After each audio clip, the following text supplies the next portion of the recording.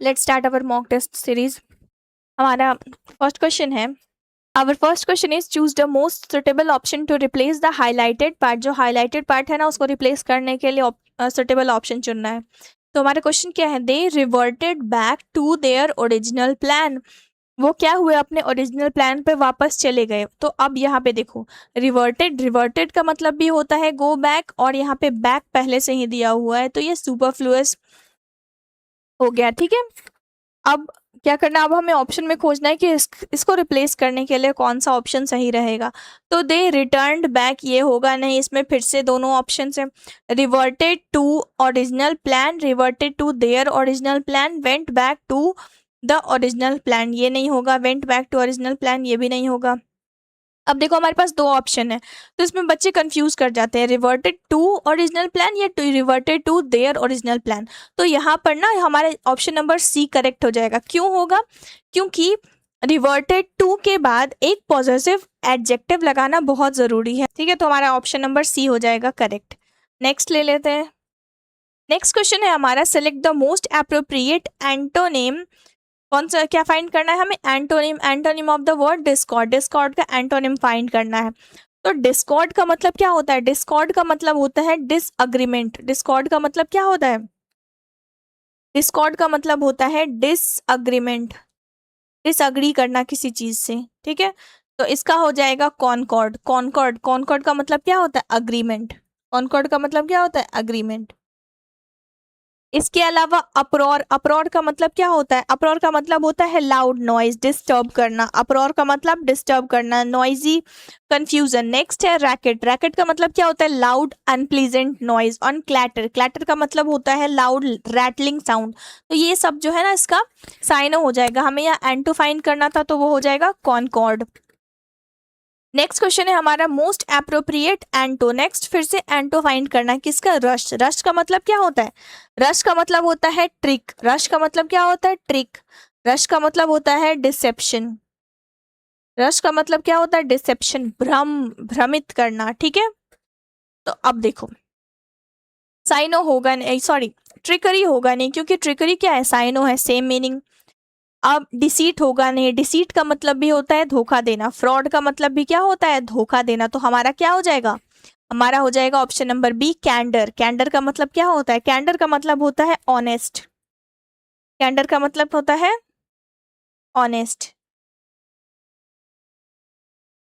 Next question ले लेते हैं हमारा, मोस्ट एप्रोप्रिएट साइनोनिम्स। अब इसमें हमें क्या फाइंड करना है, साइनोनिम्स फाइंड करना है। किसका साइनोनिम्स फाइंड करना है, डिटरमेंटल का। डेट्रीमेंटल, डेट्रीमेंटल का मतलब क्या होता है, डेट्रीमेंटल का मतलब होता है हार्मफुल। डेट्रीमेंटल का मतलब होता है हार्मफुल।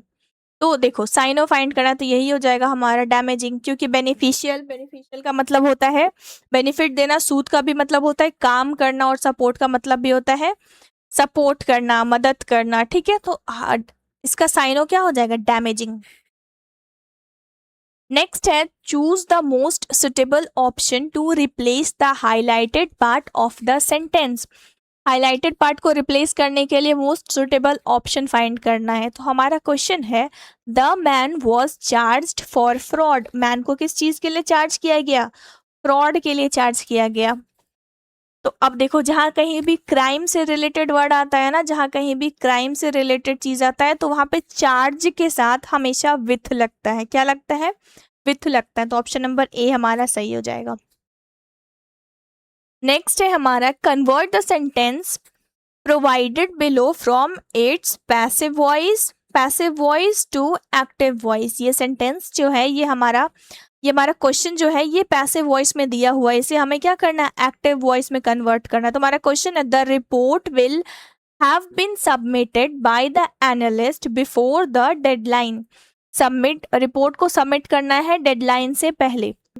तो जहां कहीं भी हमारा will have been plus V3 होता है, तो ये किसका हो जाता है, ये हो जाता है फ्यूचर परफेक्ट का। फ्यूचर परफेक्ट, और फ्यूचर परफेक्ट का जब हम लोग एक्टिव फाइंड करेंगे, ये हमारा क्या है, ये हमारा पैसिव है। पैसिव फॉर्म में, हमारा क्वेश्चन पैसिव फॉर्म में दिया हुआ है। अब जब हमें इसका एक्टिव फॉर्म करना है, तो हमें क्या करना होगा, will have plus V3, been हट जाता है, ये बीन जो है ये हट जाता है, ये हो गया फ्यूचर परफेक्ट, ये भी फ्यूचर परफेक्ट। ठीक है, चलो तो अब देखो will have plus V3, will have plus V3 कहाँ है, यहाँ पे नहीं है, कहाँ पे, ये रहा will have plus V3 submitted.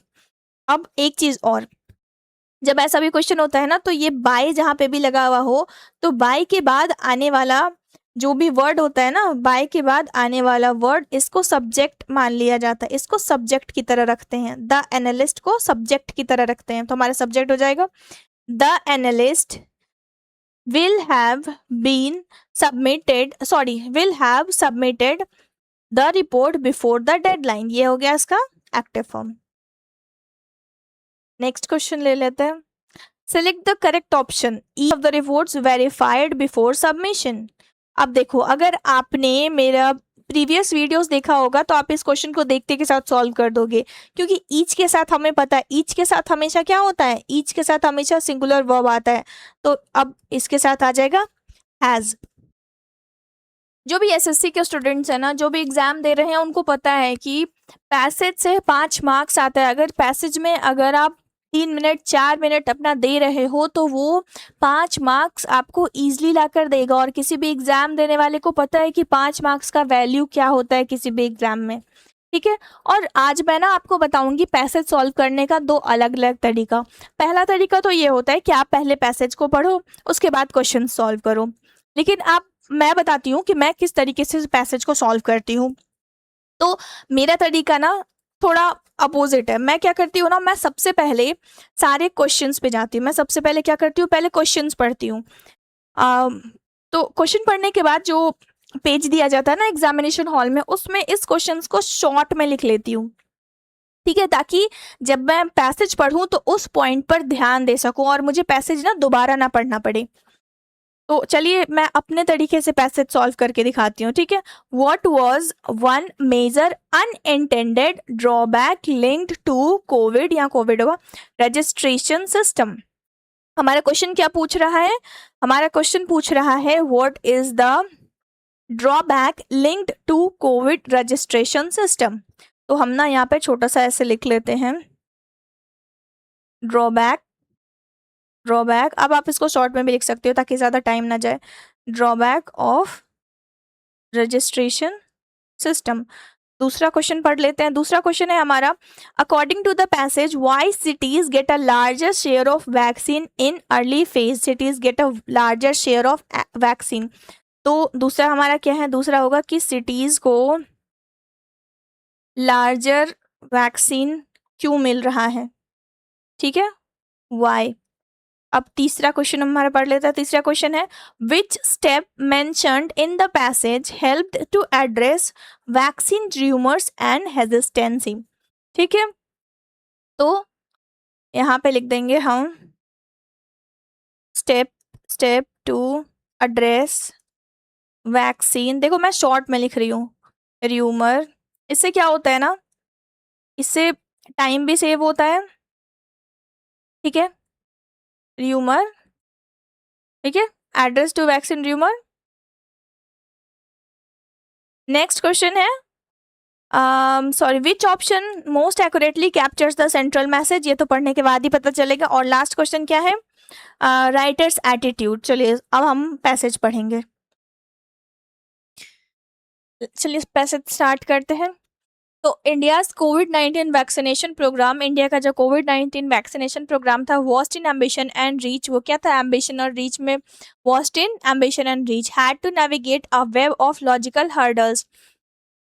क्या फेस करना पड़ा था उसको, logical hurdles, social resistance and political level pressure, सामाजिक और राजनीतिक हर्डल्स फेस करना पड़ा था। With a population exceeding a billion, 1 billion से ज़्यादा पॉपुलेशन वाला देश, country had to deliver doses, country को डोजेस डिलीवर करना पड़ रहा था।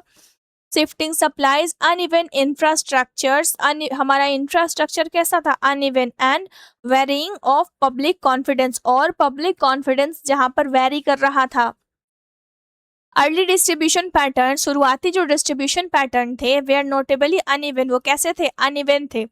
Metropolitan regions received a larger share of vaccines as compared to rural and remote areas. जो metropolitan regions थे उन्हें ज्यादा अमाउंट ऑफ वैक्सीन्स मिल रहे थे, किसके कंपेयर में? रूरल और रिमोट एरियाज के कंपेयर में. तो this gap was driven by centralised decision making, और ये गैप सेंट्रलाइज्ड डिसीजन मेकिंग के थ्रू आया था. Making as well as practical constraint like weak cold chain network outside the cities. इसके कारण तो सिटी के बाहर जो हमारा नेटवर्क था, वो कोल्ड चेन नेटवर्क, वो काफी वीक था. In many far flung location, जो दूर दराज के लोकेशंस थे, अनरिलायबल इलेक्ट्रिसिटी कैसा था? अनरिलायबल था. लिमिटेड स्टोरेज भी लिमिटेड था. And difficult transport routes made safe delivery challenging, और जो रूट्स थे वो भी काफी डिफिकल्ट और चैलेंजिंग थे. अलोंग दिस, इसके अलावा, इसके साथ vaccine doubt grew as false claim circulated online क्या सर्कुलेट हुआ? वैक्सीन का फॉल्स क्लेम्स. क्या क्लेम्स था? Amplifying fears about the side effects और alleged motives, particularly through local language channels. किसके थ्रू? लोकल लैंग्वेज चैनल्स के थ्रू. वो क्या कर रहे थे ना कि वैक्सीन के साइड इफेक्ट्स बताकर क्या कर रहे थे? लोगों के मन में फियर पैदा कर रहे थे, भ्रम, डर पैदा कर रहे थे. ठीक है. So CoWIN, the digital system for registration was major step forward, but it also unintentionally left out many who lacked smartphones. जो कोविड का डिजिटल रजिस्ट्रेशन सिस्टम था ना, वो क्या था? वो एक काफी अच्छा स्टेप फॉरवर्ड था, लेकिन वो काफी लोगों को अनइंटेंशनली बैकआउट कर रहा था. क्यों? क्योंकि कुछ लोगों के पास स्मार्टफोन नहीं था, और जिसके पास था उनके पास इंटरनेट एक्सेस नहीं था, और जिनके पास दोनों था उनके पास क्या था? The skills to such platforms. इन प्लेटफॉर्म्स को यूज करने का स्किल ही नहीं था. इससे क्या हो रहा था? वर्ल्ड वाइड डिजिटल डिवाइड हो रहा था.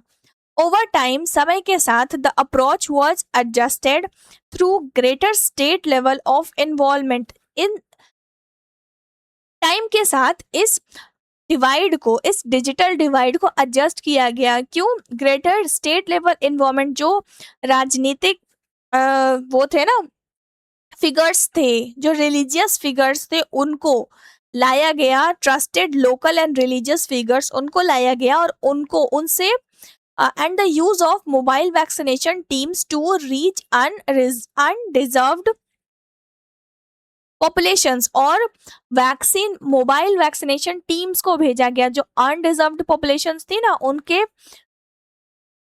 पास. Meanwhile, domestic manufacturing, especially Covishield and Covaxin. Meanwhile क्या था? जो डोमेस्टिक मैन्युफैक्चरिंग टीम था हमारा, जो कोविशील्ड और कोवैक्सीन का, वो क्या हुआ? Reduced reliance on external supplies lines and supported वैक्सीमेट्री डिप्लोमेसी. वो क्या हुआ? एक्सटर्नल सप्लाईज,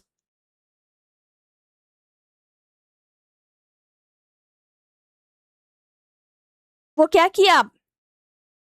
रिड्यूस किया Reliance on external supply lines. ठीक है.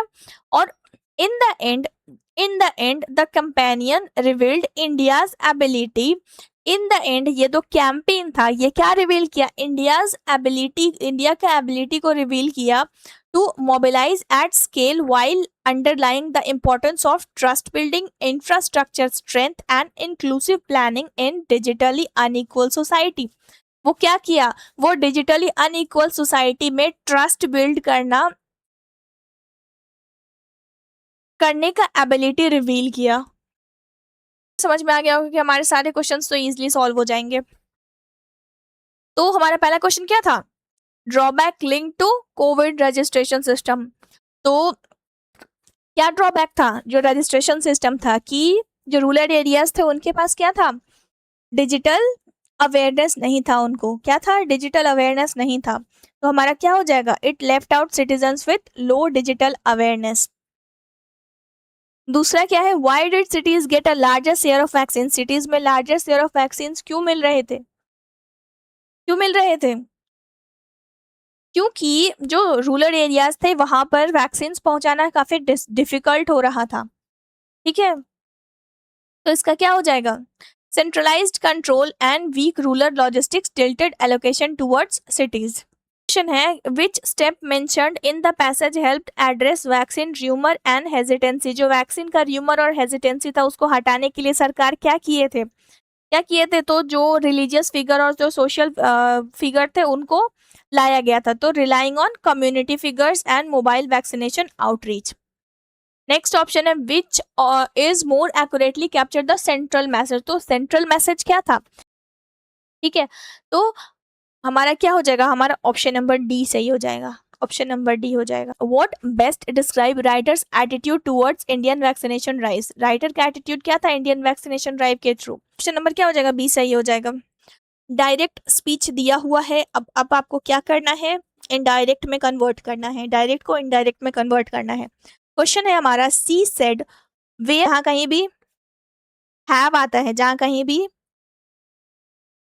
हैव या हैज आता है तो उसका पास्ट क्या हो जाता है? हैड हो जाता है। तो सबसे पहले देखेंगे कि हमारा पास हैड किस में है, तो ये इसको सबसे पहले एलिमिनेट कर देंगे, ये नहीं होगा। इसमें हैड है, इसमें हैड है, इसमें हैड है। अब नेक्स्ट है कि हमारा सेंटेंस किस में है? हमारा सेंटेंस है प्रेजेंट परफेक्ट में। प्रेजेंट परफेक्ट में, और इसे हमें करना है पास्ट परफेक्ट में। तो क्या हो जाएगा? She asked where I had been living for the past few months.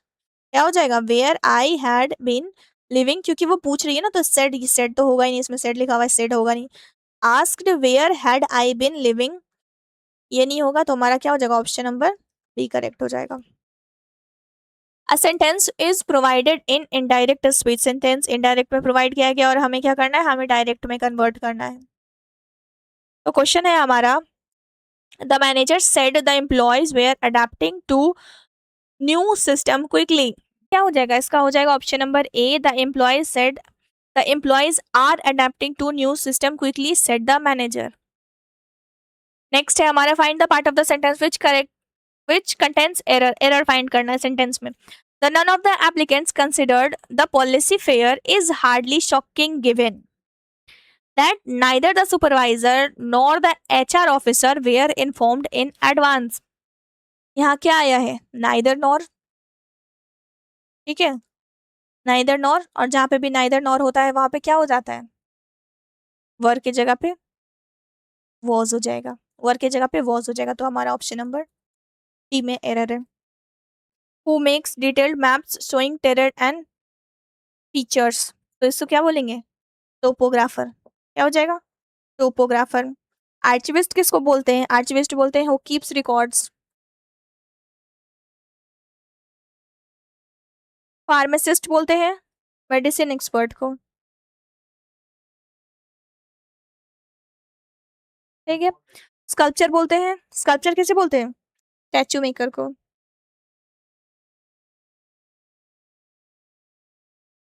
Next question पे चलते हैं। Choose the correct meaning of the items. Item क्या है? Gate cold feet. Cold feet का मतलब क्या होता है? डर जाना। कोल्ड फीट का मतलब ए, to lose courage at the last moment. Last moment पे डर जाना। नेक्स्ट क्वेश्चन है हमारा change the following form to active to passive. Active में दिया हुआ है, हमें पैसिव में चेंज करना है। Will the committee review the amended policy immediately? Will the committee review the amended policy immediately? Will plus subject plus verb, ये दिया हुआ है हमारा, और हमें इसको चेंज करना पड़ेगा किस में? पैसिव में। तो क्या हो जाएगा? will plus object plus be plus V3। ठीक है, तो सबसे पहले हम लिखेंगे will plus object plus be plus V3। तो बी किस में आ रहा है? बी इकलौता इसी में आ रहा है, तो हमारा ऑप्शन नंबर ए हो जाएगा। नेक्स्ट है spotting error, spelling error. Spelling error bio remediation. Bio remediation इसका क्या हो जाएगा? बायो रेमेडिएशन का हो जाएगा वन नंबर BIOREMEDIATATION, ये हो गया बायो रेमेडिएशन। नेक्स्ट है rearrange. Rearrange rearrange rearrange rearrange the paragraph.